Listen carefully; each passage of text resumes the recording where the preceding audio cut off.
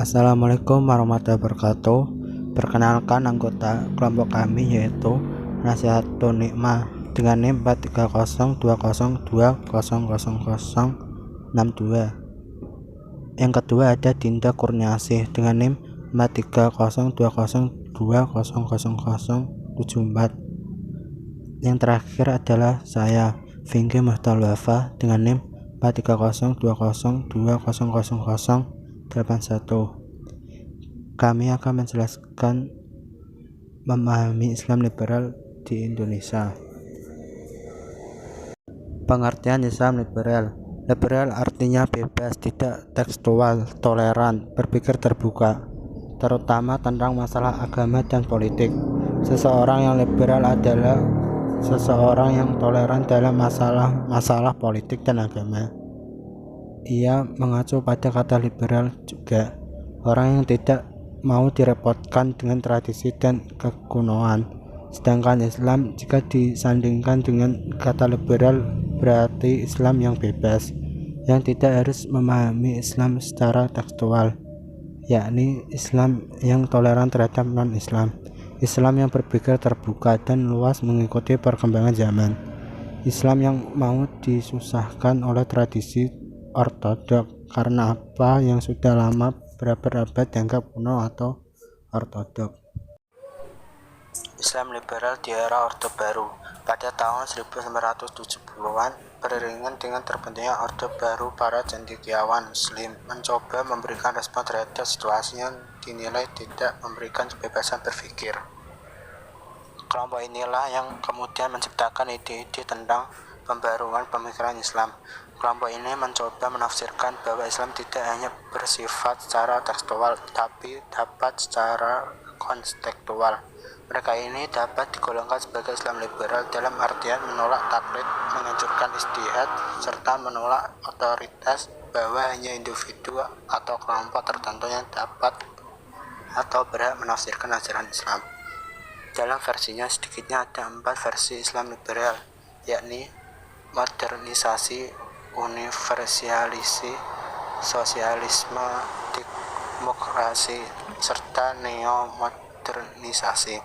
Untuk modernisasi, yakni mengembangkan pola pikir yang menekankan pada aspek rasionalistis dan pembaruan Islam sesuai dengan kondisi yang modern. Dalam versi terdapat beberapa tokoh yang mewakili gagasan ini, yakni ada Ahmad Syafi'i, Ma'arif, Nurkolis, Majid, dan Tuhan Effendi. Sedangkan universalisme sebenarnya adalah pendukung dari versi modernisasi, yang lebih jelasnya mengatakan bahwa Islam itu pada dasarnya bersifat universal. Betul jika Islam dikatakan seperti itu jika berada dalam konteks nasional, tetapi nasionalisasi itu bukanlah tujuan akhir Islam itu sendiri. Oleh karena itu, mereka tidak mengenal dikotom antara nasionalisme dan Islamisme. Kedua versi tersebut akan saling menunjang. Akibatnya akan muncul masalah jika Islam yang menasional atau melokalkan. Hal ini akan menyebabkan terjadinya penyimpangan terhadap Islam yang bersifat universal. Pola pemikiran ini secara samar-samar terlihat pada pemikiran Jalaluddin Rahmat, M. Amin Rais, A. M. Saifuddin, Endang Saifuddin Asy'ari, dan mungkin juga Imanuddin Abdurrahim. Islam liberal di era Orde Baru. Pola pemikiran sosialisme demokratis beranggapan bahwa kehadiran Islam harus memberi makna pada manusia. Untuk mencapai tujuan ini, Islam harus menjadi motivator secara terus-menerus dalam berbagai aspek kehidupan manusia. Para pendukung pemikiran ini melihat bahwa struktur sosial politik, terutama ekonomi, belum sampai pada mencerminkan sikap kemanusiaan, sehingga ditarik kesimpulan bahwa struktur politik serta ekonomi belum dikatakan Islami. Adapun neo-modernisasi ini berasumsi bahwa Islam harus dikaitkan dengan modernis. Bahkan Islam diharapkan untuk menjadi leading Islam, ajaran yang memimpin di masa depan. Namun hal ini jika diteruskan akan menghilangkan tradisi-tradisi Keislaman yang telah mapan. Hal ini melahirkan postulat atau dalil al-muhafazat ala al-qadim al-sholah wa al-aqdu bi al-jadid alaslah, atau memelihara tradisi lama yang baik dan mengambil tradisi baru yang lebih baik. Pada sisi lain, pendukung neo-modernisme cenderung meletakkan dasar-dasar keislaman dalam konteks atau ruang lingkup nasional. Dua tokoh yang menjadi pelopor pemikiran neomodernisasi, yakni Nurcholish Madjid dan Abdurrahman Wahid. Islam liberal di era Orde Baru. Pemikiran Islam pertama kali dikenal dengan sebutan neomodernis yang diprakarsai oleh Nurcholish sebagai seorang yang proaktif melakukan modernisasi dan mencari akses yang bersifat akomodatif terhadap pemerintahan Orde Baru. Neomodernisasi muncul pada tahun 1970 yang digagas oleh Himpunan Mahasiswa Islam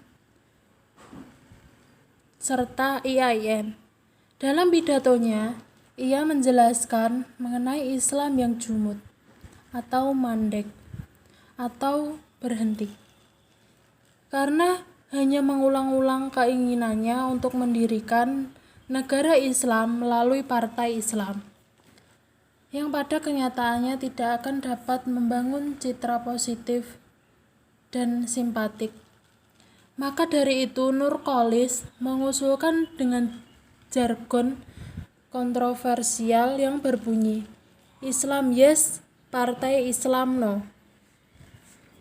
Ia juga mengusulkan bahwa Islam harus mengutamakan kualitas, bukan hanya kuantitas. Islam harus diperjuangkan, bukan organisasi seperti partai. Dalam pidatonya, ia juga menegaskan kembali bahwa umat Islam perlu melakukan sekulerisasi atau pemikiran, berpikir bebas dan terbuka. Agar sekulerisasi pemikiran terwujud, diperlukan kelompok pembaharuan yang liberal. Perkembangan Islam liberal yang digagas oleh Harun Nasution dan Nurcholish serta Mukti Ali ini menghadiri Islam yang lebih dinamis. Sebagai upaya menjawab tantangan perkembangan zaman, terutama zaman pertengahan pemerintahan Orde Baru, sebagaimana telah diketahui, selama masa Orde Baru, Islam dikucilkan dan selalu tertekan. Seperti yang telah dijelaskan di atas, Islam selalu dituduh atau atas kerusuhan yang terjadi di Indonesia. Tetapi, setelah lahirnya pembaharuan cara pandang umat Islam terhadap pemerintah, begitu juga pihak pemerintah yang mulai mendekati tokoh-tokoh Islam, terutama setelah ditetapkan Pancasila sebagai asas tunggal. Pada masa ini, terjadi integrasi antara umat Islam dan pemerintah. Pada masa akhir pemerintahannya, Soeharto banyak mengakomodasi tokoh Islam di pemerintahan, militer, dan DPR, sehingga terkenal dengan slogan Ijo Royo Royo. Ketika umat Islam merapat dengan pemerintahan Orde Baru, terjadi krisis ekonomi, sehingga banyak perubahan yang terjadi, termasuk berakhirnya pemerintahan Orde Baru dan masuknya masa reformasi yang dikenal dengan masa kebebasan dan keterbukaan dalam bidang politik, sosial, dan keagamaan. Pada akhir tahun 1990-an, muncul kelompok-kelompok anak muda yang bernamakan Islam liberal, yang mencoba memberi respon pada permasalahan-permasalahan yang muncul di abad 20. Majelis Ulama Indonesia melihat bahaya pada pemikiran yang diberikan kelompok anak muda ini, sehingga pada Munasnya ke-7 yang terjadi pada tanggal 25-29 Juli 2015 mengeluarkan fatwa bahwa pluralisme, sekulerisme, dan liberalisme merupakan paham yang bertentangan dengan ajaran Islam. Oleh sebab itu, kelompok ini mengharamkan umat Islam untuk mengikuti paham tersebut. Pada era reformasi ini, Islam liberal nampak lebih nyata dengan adanya jaringan yang didirikan pada tanggal 8 Maret 2001. Jaringan ini bertujuan untuk kepentingan pencerahan dan pembebasan pemikiran agama Islam di Indonesia. Usaha salah satunya dengan mendirikan milis atau email Islam liberal@yahoo.com. Kegiatan yang dilakukan oleh JIL ini biasanya membahas yang berkaitan dengan Islam, isu-isu negara, dan isu-isu kemasyarakatan. Selanjutnya ada kelompok Islam liberal di Indonesia. Yang pertama adalah Jaringan Islam Liberal atau disingkat dengan JIL. Jadi JIL ini adalah organisasi yang didirikan pada tanggal 8 Maret 2001 yang bertujuan untuk mengakomodasikan kecenderungan Islam liberal yang berkembang di Indonesia selama 20 tahun terakhir. Kegiatan yang dilakukan organisasi ini antara lain adalah melakukan proyek riset, publikasi buku, stasiun radio, dan pertunjukan seni dan forum diskusi. Komunitas ini juga menerbitkan majalah dan buku dan jurnal.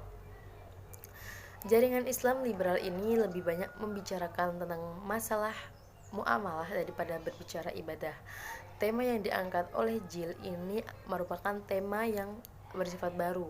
Sebenarnya tema yang telah ada sejak lama, seperti masalah formalisasi syariat Islam, kontekstualisasi jihad, pluralisme dan toleransi, historis Al-Quran, emansipasi dan hak-hak wanita. Namun yang paling banyak mendapat sorotan sekaligus tanggapan adalah masalah syariat Islam. Yang kedua ada Jaringan Intelektual Muda Muhammadiyah yang disingkat JMM.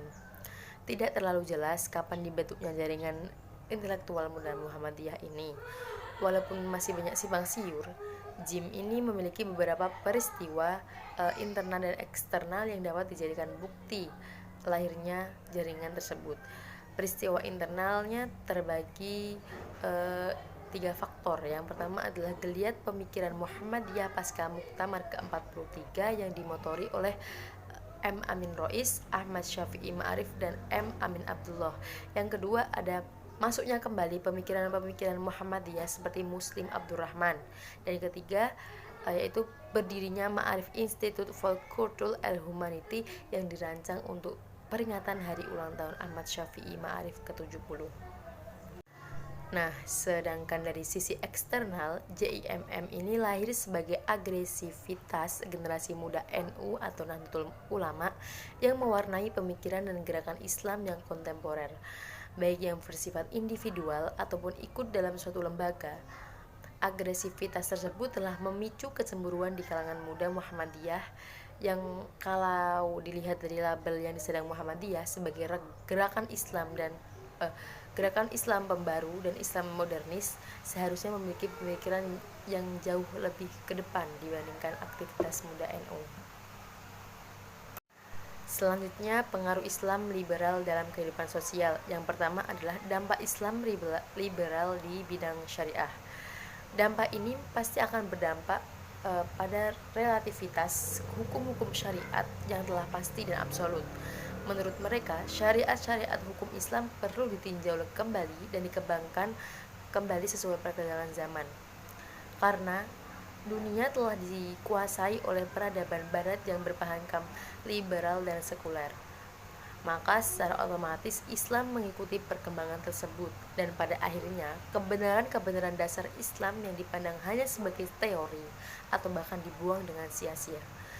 Nilai-nilai inilah yang kemudian menjadi dampak negatif bagi masyarakat, bahkan masyarakat dunia sebagai umumnya dan agama sebagai khususnya. Selain meletakkan ayat-ayat secara kontekstual dan menekankan maslahah daripada syariah, kaum liberal mengaitkan ijtihad para ulama dengan bidang hukum, dalam bidang hukum dengan kondisi sosial budaya. Oleh sebab itu, pemikiran ulama akhirnya menjadi relatif karena terikat oleh ruang dan waktu. Dengan cara berpikir yang demikian, maka pemikiran ulama di masa lalu yang sangat berharga itu dianggap tidak relevan bagi untuk zaman sekarang. Pak Islam liberal di bidang akidah. Kemudian dampak sosial dalam bidang akidah. Liberalisasi pemikiran Islam dengan doktrin pluralisme agama memberikan dampak yang besar terhadap akidah seseorang. Dalam pandangan Islam, paham pluralisme agama jelas-jelas merupakan paham syirik modern. Karena menganggap semua agama adalah benar.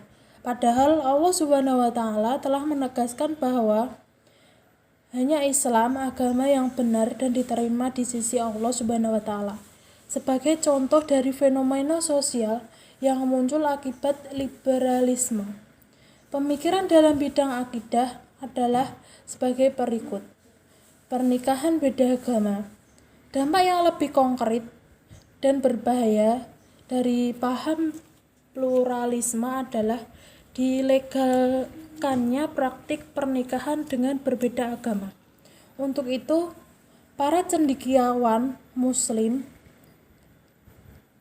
liberal mencoba mengubah konsep ahlul kitab dalam Al-Quran dan hadis dengan memasukkan semua agama dalam kategori ahlul kitab. Ini maksudnya untuk suatu kesimpulan bahwa semua agama adalah sama benarnya. Karena semua agama sama, maka muncullah hukum baru yang membolehkan wanita muslim menikah dengan laki-laki Kristen. Yang ketiga adalah dampak Islam liberal di bidang akhlak. Setelah hukum-hukum syariah ditinjau kembali yang berimplikasi pada melemahnya akidah, dampak liberalisasi kemudian masuk ke dalam ranah akhlak. Ukuran baik dan buruk tidak lagi ditentukan oleh syariat, akan tetapi ditentukan oleh manusia. Ulama pun tidak lagi dihiraukan karena dianggap terlalu otoriter membatasi kebebasan berekspresi. Jika ini terjadi pada umat Islam, maka tidak ada lagi yang tersisa dalam Islam. Dampaknya adalah dekadensi akhlak pada generasi Islam. Sebagai contohnya adalah kebebasan berekspresi. Barat sangat percaya diri bahwa cara pandang dan pola hidup mereka adalah terbaik dan universal untuk seluruh umat manusia. Bahkan, makanan Barat pun dianggap baik dan enak dimakan oleh umat Barat. Kaum sekuler liberal dengan mudahnya berpikir bahwa kebebasan berekspresi adalah standar moral yang mutlak dan tidak dapat diganggu-gugat. 60 sekularisasi dan liberalisasi seolah-olah menjadi keharuan bagi umat manusia. Manusia tidak diberikan kesempatan untuk membangun dan mengembangkan peradabannya sendiri, sebab hal itu akan menjadi tantangan bagi hegemoni Barat sebagai kekuatan yang tidak mau disaingi dan ingin menjadi kekuatan tunggal. Sekian yang dapat saya jelaskan. Terima kasih. Assalamualaikum warahmatullahi wabarakatuh.